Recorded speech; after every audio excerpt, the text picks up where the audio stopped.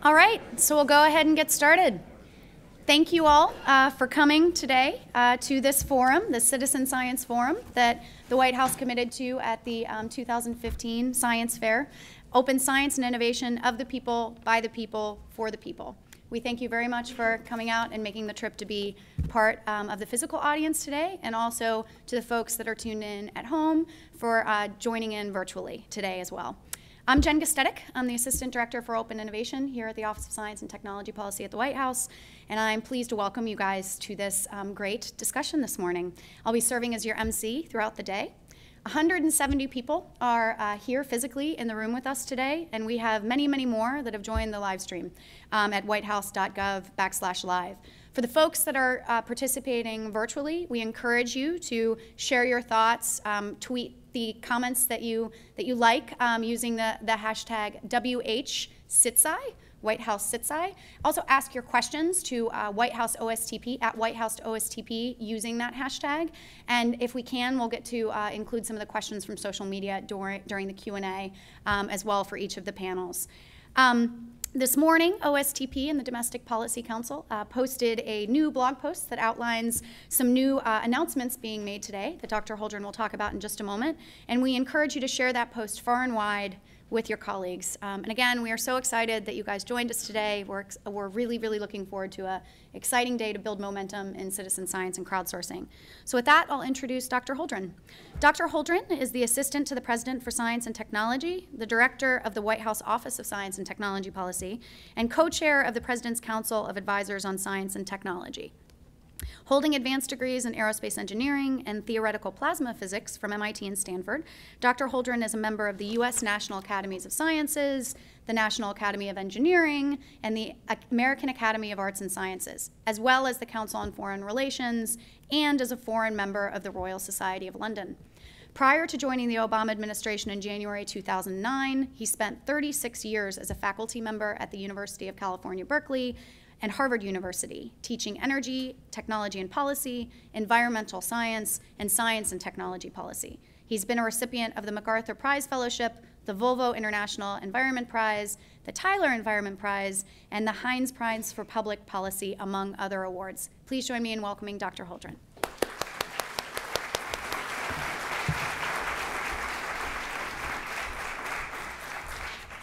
Well, thank you, Jen, for that introduction. And on behalf of President Obama, let me thank all of you for being with us for this White House Citizen Science Forum. And special thanks go to Jen Gustetic for your incredibly hard work. She's now out of sight behind the scenes. Incredibly hard work to build momentum for the use of open innovation tools, including citizen science and crowdsourcing, in and among a very broad range of sectors and actors. And thanks particularly to the folks who worked with Jen to organize today's event, especially Lee Shanley, Kristen Honey, and Meredith Stewart. At today's meeting, we're going to be highlighting how citizen science and crowdsourcing can support the missions of federal agencies, and we'll celebrate some of the outstanding contributions that Americans are making to science, engineering, and innovation through these open and participatory processes. While some citizen science projects go back more than 100 years, the Christmas bird count, for example, is in its 116th year this holiday season.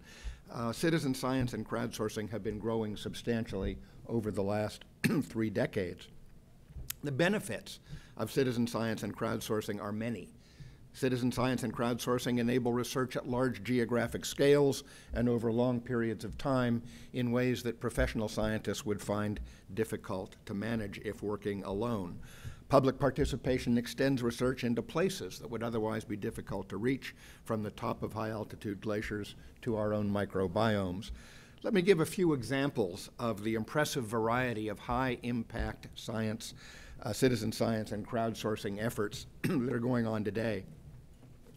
First example is in the natural world. In 2009, the USA National Phenology Network founded Nature's Notebook, a national online program that allows both amateur and professional naturalists to record their observations of plants and animals. Over the past 6 years, more than 5,500 volunteers have submitted more than 5.7 million observations to the notebook, which includes data on 31,000 unique species. These crowdsourced data have contributed to 17 peer-reviewed scientific publications on topics as diverse as the timing of ragweed pollen maxima and effects of climate variation on the production of native seeds in California. A second example demonstrates how crowdsourcing can harness the power of the human eye and brain to solve puzzles and detect patterns in imagery. NASA's Goddard Institute is leveraging crowdsourcing to identify targets for future planet hunting missions. Through Goddard's Disk Detective Project, more than 28,000 volunteers have together made more than 1.4 million classifications of possible planetary systems.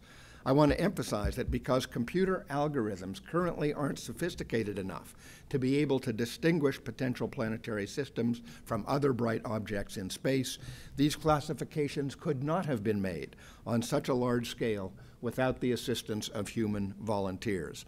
Volunteers are also helping to grow the project by translating the Disk Detective site into 8 foreign languages, including Romanian, Mandarin, and Bahasa. A third example shows how a single effort powered by citizen science can have a whole host of applications. OpenStreetMap is an openly licensed map of the world populated by data from volunteer contributors. Through crowdsourcing, OpenStreetMap is able to provide information on a broader array of topics and to update this information more frequently than conventional maps. The Department of State, the U.S. Agency for International Development, and the Peace Corps have all used OpenStreetMap to support their humanitarian and development missions. In ways such as evaluating the effectiveness of indoor spraying for mosquitoes to prevent malaria in Botswana, disaster mitigation and planning, disaster response and disaster recovery efforts in Nepal and the Philippines, hazard mapping and risk reduction in settlements surrounding volcanoes in Indonesia, and epidemiological monitoring and vaccination drives in refugee sites in South Sudan and Ethiopia. But citizen science and crowdsourcing projects don't just help the institutions running those projects. They also help the individuals participating in them by creating opportunities for learning outside the classroom, providing people with hands-on, engaging experiences in science, engineering, technology, and mathematics. For example, there's a project called the Community Collaborative Rain, Hail, and Snow Network, which since 1998 has been getting volunteers of all ages working together to measure and map precipitation. A recent report found that students who participated in that project improved their science skills and were more likely to aspire to a career in STEM. As one teacher put it, quote, "That's all my kids talked about. They were so excited to think that what we record every day matters," close quote. So citizen science and crowdsourcing can deliver multiple benefits. These innovative approaches can simultaneously enhance scientific research, address societal needs, provide hands-on STEM learning and increase STEM literacy, and by allowing individuals to participate in efforts that transcend geographic and sectoral boundaries, citizen science and crowdsourcing can help create a sense of connectivity, community, and ownership that you rarely get in traditional scientific activities.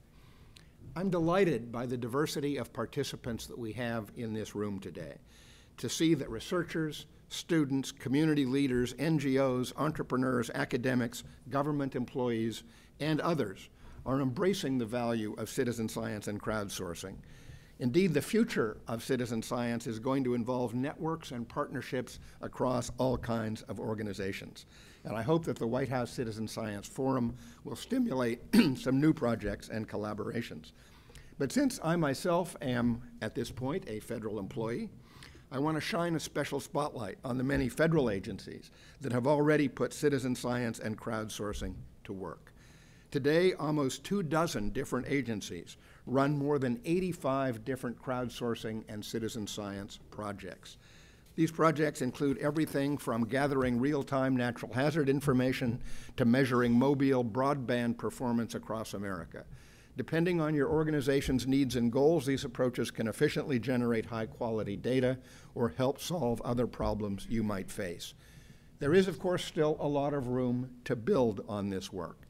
There's a lot of untapped potential for citizen science and crowdsourcing to help advance the missions of federal agencies and to generate broader and more consequential scientific and societal outcomes.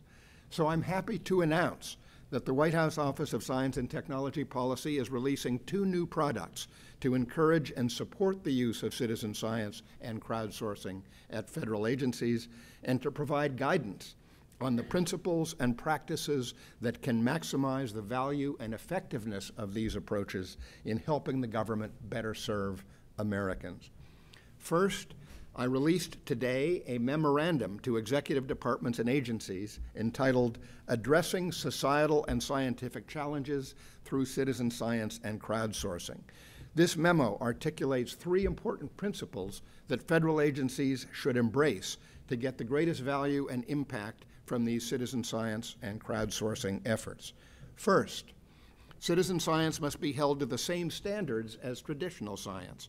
When crowdsourcing is applied to scientific research, projects should follow standard scientific practices in design, implementation, data quality assurance, data management, and evaluation. Second, data worth collecting and using are also worth preserving and sharing. Consistent with this administration's open data policy, project data, applications, and technologies should be transparent, open, and available to the public. Third, consistent with the principles outlined in the President's Memorandum on Open Government, projects should engage the public in ways that maximize the value that volunteers provide to the project and the value volunteers derive from participating. Citizen science and crowdsourcing projects should be designed to make our government of the people, by the people, and for the people. My memo also directs agencies to take 2 specific actions to advance the appropriate use of science, citizen science, and crowdsourcing. Each agency will designate a specific coordinator for citizen science and crowdsourcing projects. And each agency will catalog the citizen science and crowdsourcing activities that it directly supports and that are open for public participation. These activities will be collected by the General Services Administration on a new centralized database and website that will make it easy for the public to find out about and participate in federally managed citizen science and crowdsourcing projects, just as challenge.gov has done for prizes and challenges. The second announcement I'll be making today is that the United States government is fulfilling a commitment made in the 2013 Open Government National Action Plan and releasing the first ever federal crowdsourcing and citizen science toolkit to help federal agencies design, carry out, and manage citizen science and crowdsourcing projects. The development of this online toolkit was a lesson in collaboration in and of itself. OSTP, in partnership with the Federal Community of Practice for Crowdsourcing and Citizen Science, and the General Service Administration's Open Opportunities Program, engaged more than 125 federal employees from over 25 agencies to develop the content for this toolkit, build the website to host it, and conduct the user testing, making sure that it works and is easy to use. The toolkit draws on the expertise of dozens of experienced project designers across and outside government and is thus a valuable resource for ideas, case studies, best practices, and lessons learned from citizen science and crowdsourcing projects. The toolkit will help agencies plan and carry out projects in accordance with the principles of data quality, openness, and public participation articulated in my memo. As the director of the Office of Science and Technology Policy in the White House, I think citizen science is a perfect example of an approach that truly lies at the nexus of 3 important things: science, technology, and policy. New technologies, from low-cost sensors and other types of monitoring instruments to increasingly ubiquitous and powerful smartphones to the rapid expansion of high-speed internet connectivity, are facilitating citizen science on a scale that was simply unimaginable just a few years ago. We can harness this new technological infrastructure to advance both scientific discovery and the realization of policy objectives that will lead to better outcomes for all Americans.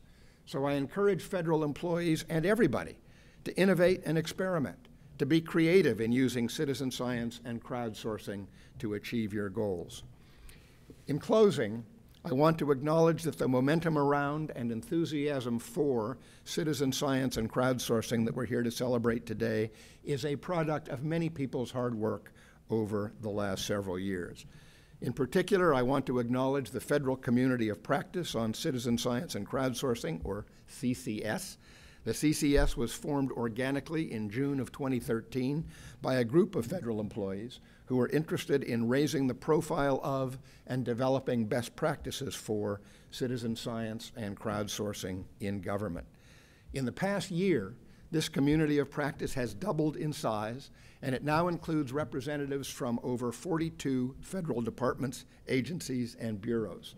The CCS, led by co-chairs Lee Shanley and Jay Benferrado, has provided seemingly limitless vision, energy, and excellence in advocating for citizen science and crowdsourcing across government. This action-oriented group is a great example of what federal employees across agencies can accomplish when they collaborate with shared vision and purpose. Many of the products you see today, this forum, all the examples I reference in my memo, and the thought leadership behind the toolkit would not have been possible without this group. If you're a member of the CCS or toolkit team, would you stand, please? I want to give these folks a big round of applause.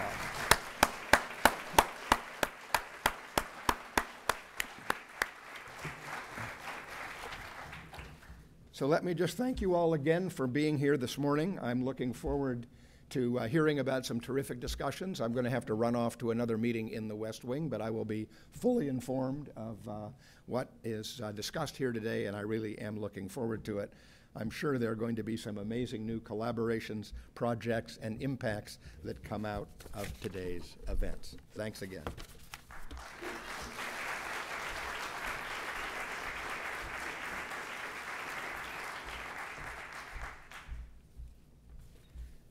So I'm Leah Shanley.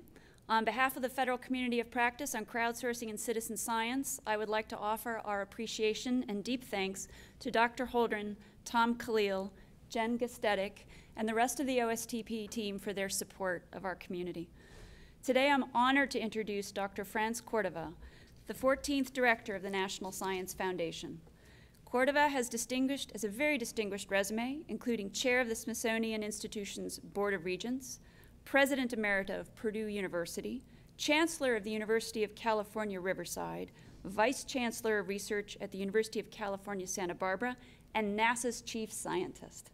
She received her BA from Stanford University and her PhD in Physics from California Institute of Technology. With that, I would like to please welcome Dr. Cordova to the stage.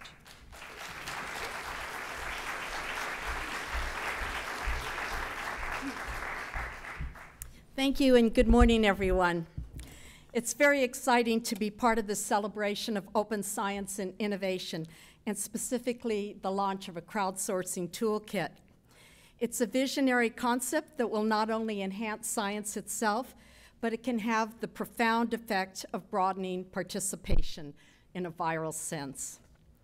The participation of public enthusiasts in science and engineering research has a rich history in the United States, and it's contributed to building our storehouse of knowledge, making unique scientific discoveries, and informing solutions to real-world problems. We owe a lot to our volunteers, and I owe a personal debt to a group of backyard amateur astronomers who collectively form the American Association of Variable Star Observers. While a PhD student, I enlisted this group in following the brightenings and dimmings of a class of close binary systems, while a high-energy satellite scanned them for X-ray emission. My thesis result was on its way to becoming a collection of upper limits on X-ray emission from this class of objects until late one night, an amateur astronomer from Prescott, Arizona, called me at home to let me know of a visible outburst from one of these binary stars. I immediately convinced my thesis advisor at Caltech to convince the Goddard Space Flight Center to stop panning the entire sky with the satellite and point the Space Observatory towards that one object. The result was outstanding, the first detection of not only X-rays, but rapidly pulsed X-rays. And I finally had a thesis result that confirmed that the accreting star in these binary systems had to be a collapsed, degenerate star in its death throes. Today, decades later, I find that NSF has been investing in public participation in virtually all fields of science and engineering. We can demonstrate that this engagement, often called open science, furthers our mission, which is, of course, to promote the progress of science. NSF funds open science that is based at universities, museums, and other research organizations. Volunteers are contributing to data collection over large timescales in wide geographical areas, making important, sometimes essential, additions to scientific databases. They may assist in digitizing a large database of analog information or use their own pattern recognition skills to make a new discovery. We find that people from all walks of life are participating in diverse areas of scientific research. This is, of course, because of increasing access to new media, new technologies, and new large standardized databases. And it's stirred by their own genuine interest to pursue compelling science questions. In 2002, NSF invested in eBird, a major internet-based open science project initiated by the Cornell Lab of Ornithology. The major significance of eBird is that it was one of the first such projects to leverage cyber infrastructure.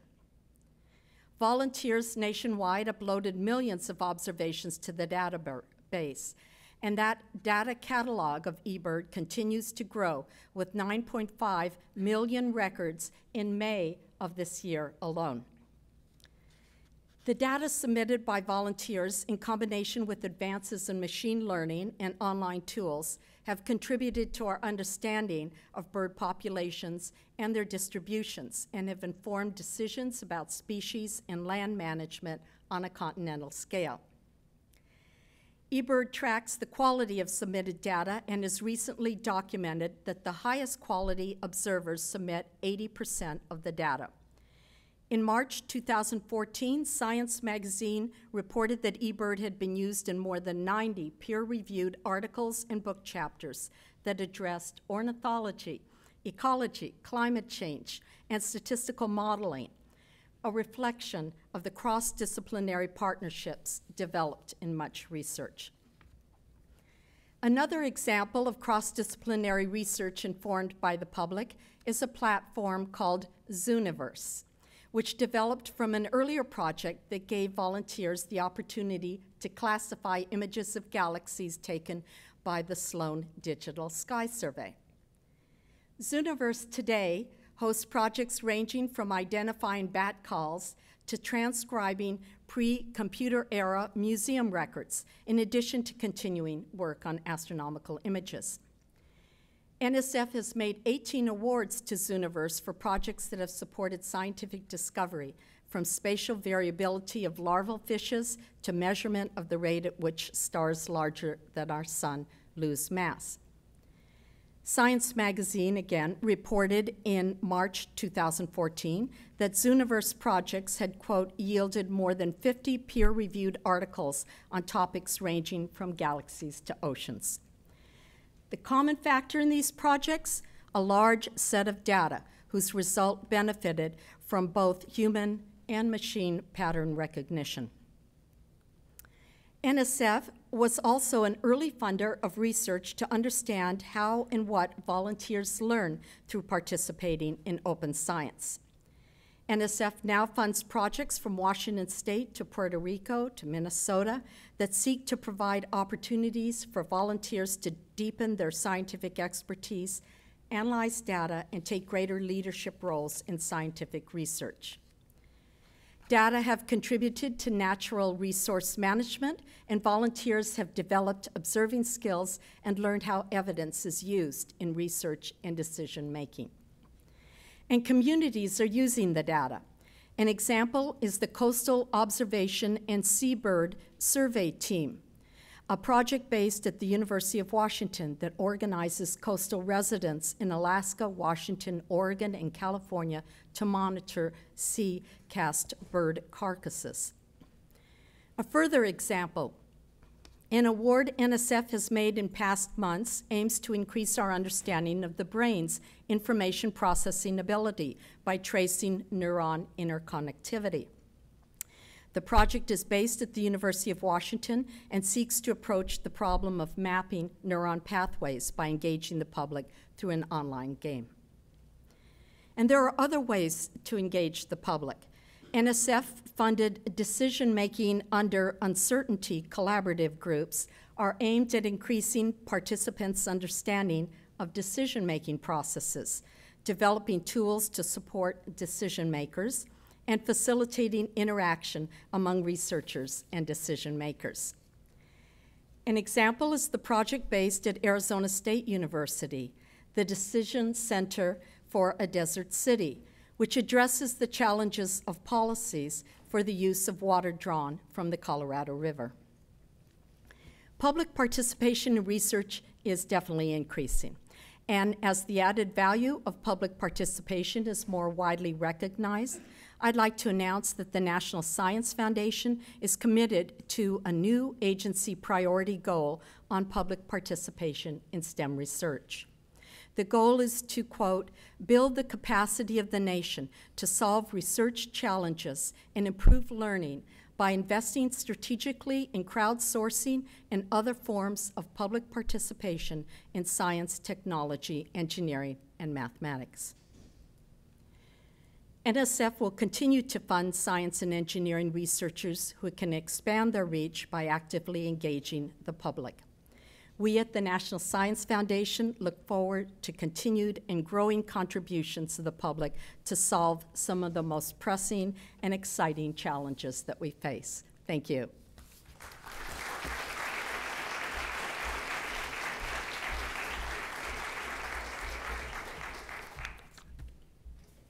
And next up in our excellent agenda, we have the Honorable Rush Holt.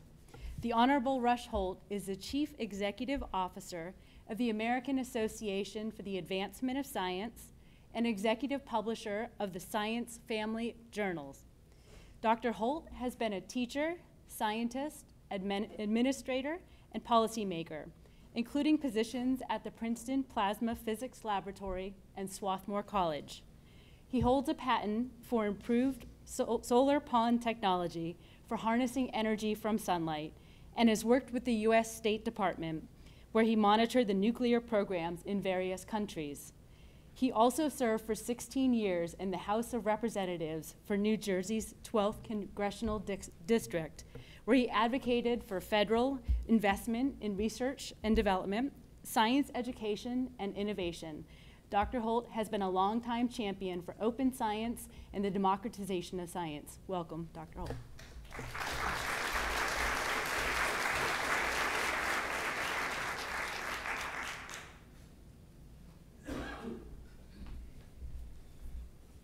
Thank you, Kristen Honey, and thanks everyone involved in the CCS. I commend the OSTP and Director Holdren for producing these toolkits for citizen science and for offering this charge to federal agencies to promote this movement. I'm at the head of the AAAS, the world's premier general science membership organization. And our mission and goal includes integrating science into public policy, into legislative and other administrative and judicial branches of government, into education and culture and society. And citizen science is central to our mission and goals. It's interesting to note that citizen science is central to our founding. The AAAS was founded in 1848 when some disciplinary scientists got together and abolished their disciplinary societies so that they could form a new society to advance science. The word science actually was relatively new to the general lexicon at that time, and they believed that it was important to speak for science at large, the very principles, the fundamentals of science. And they elected as the first president of the AAAS, William Redfield, who was a citizen scientist who predated the Christmas bird count by half a century. You see, he had noticed after a storm went through New England that trees in different locations were blown down in different directions. And he began to think that maybe storms were cyclonic in the circulation of the winds. But of course, the conventional wisdom was that storms just blew through town and blew one way and out the other way. So he enlisted hundreds of people across the Atlantic coast and inland and asked them to note when a storm came, at what time did the winds blow in what direction, and if they had access to a barometer, what was the barometric reading? Well, we now know from every evening's weathercast that storms do circulate. And this citizen science activity established modern meteorology. Redfield was not a trained scientist. He was a steamship owner, had steamboats up and down the rivers, the Hudson River and so forth, in the early part of the 19th century. But he knew he could think like a scientist, and he could engage others in thinking like scientists. That's the goal of AAAS, to see that society at large integrates science into the society, into the culture, into the policy. So we certainly support crowdsourcing and citizen science. In our education programs, we've developed something called Active Explorer, which is it's a smartphone app that is available to kids to do citizen science, real science, and real education.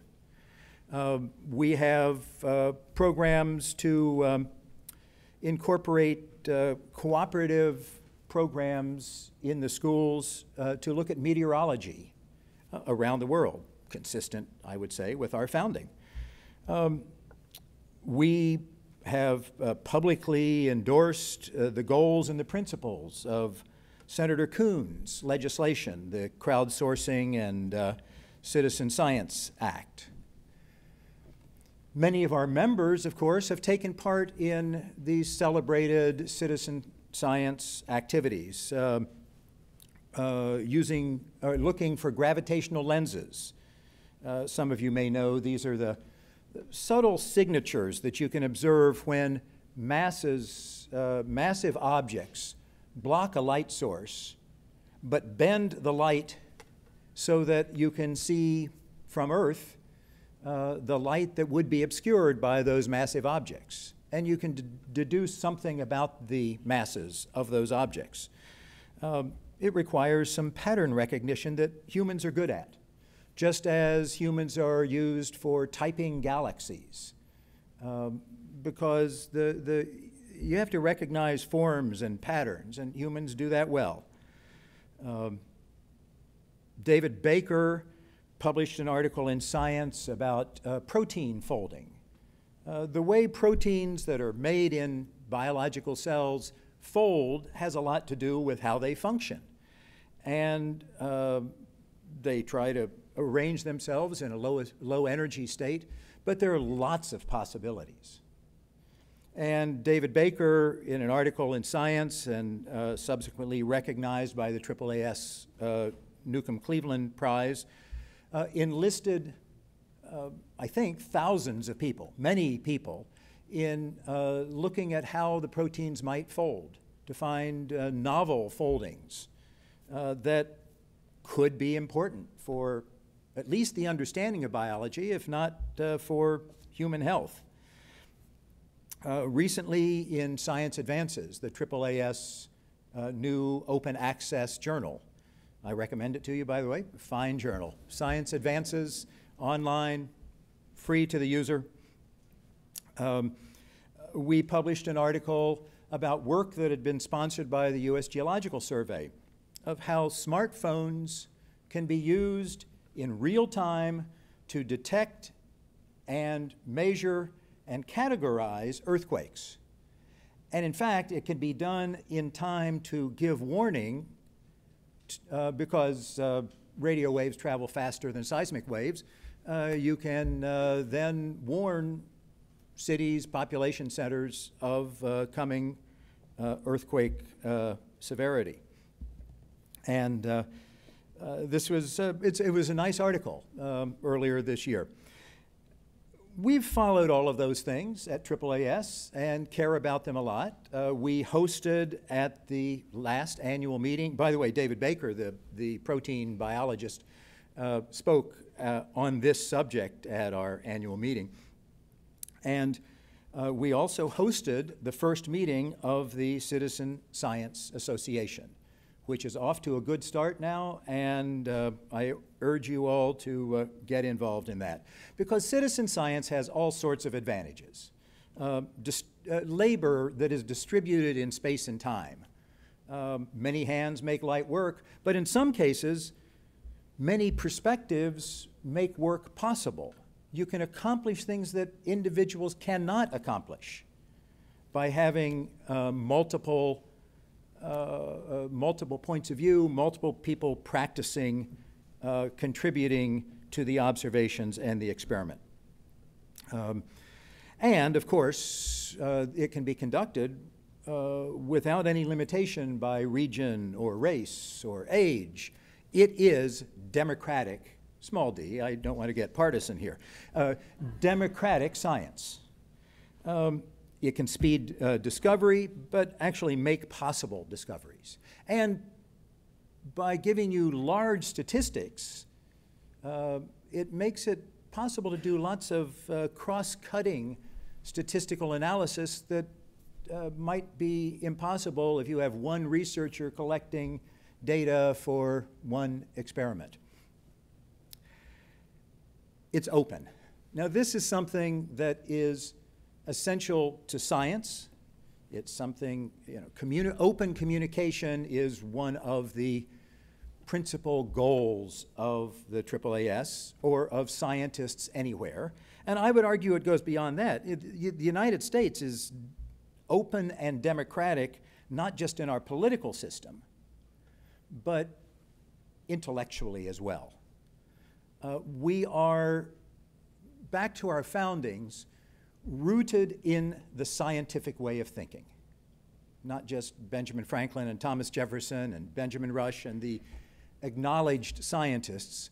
All of these founders were employing a scientific way of thinking, a reverence for evidence and an openness in communication. And I would argue that the benefits from citizen science, and by the way, citizen science doesn't necessarily mean crowdsourcing. When I talked about William Redfield, yes, he was using crowdsourcing in the 1820s. But he was also a practitioner of open, democratic science.